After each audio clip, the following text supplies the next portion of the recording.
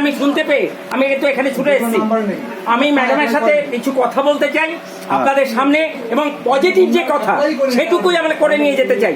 প্রয়োজনে আমরা 2 দিন টাইম দেবো প্রশাসনকে, 3 দিন টাইম দেবো, দিয়ে তারা কি করছে টোটাল একটা জায়গা আমরা দাঁড় করাতে চাই। কারণ আপনাদের বাড়িতে কাজ আছে এবং আপনারা এখানে কেউ অবাঞ্ছিত নন, অবাঞ্ছিত বোঝেন তো, অবাঞ্ছিত নন। আপনারা প্রত্যেকেই ভারতীয় নাগরিক এবং প্রত্যেকেই দায়িত্বশীলা, এবং আপনারা এখানে পুরুষরা এসছে আমাদের হয়ে, তাই তো মায়েদের হয়ে। তাহলে সেখানে দাঁড়িয়ে আমরা চাই এর আলোচনা একটা সুষ্ঠু মীমাংসা চাই। বোঝা গেল? আমাদের যেটা চাইছি, আমি যেটা ভেবেছি, আমি ম্যাডামের সাথে কথা বলবো এখন।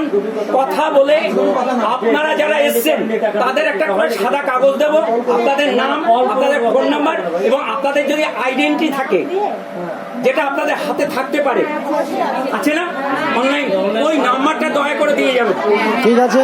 এবং আপনাদের ফোন নাম্বার দিয়ে যাবেন, আপনাদের একটা ঠিকানা দিয়ে যাবেন। আমরা সংক্ষেপে একটা কিছু।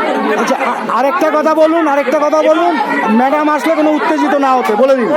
কেউ কোনো উত্তেজিত যেন না হয় ম্যাডাম আসলে, সেটা বলে দিন। এবং আমি চাইবো আপনারা এখানে যারা এসছেন, এখানে কিন্তু কোনো রাজনৈতিক ব্যাপার নেই, আমি জানি। আপনারা এসছেন সাধারণ মানুষ, এবং এই সাধারণ যে চরিত্রে আমার কাজ হচ্ছে আপনাদের সাহায্য করা, এবং আমি ওনাদের সাথে ডাইরেক্ট কথা কিছু বলতে চাই আপনাদের সামনে। আমি বলবো,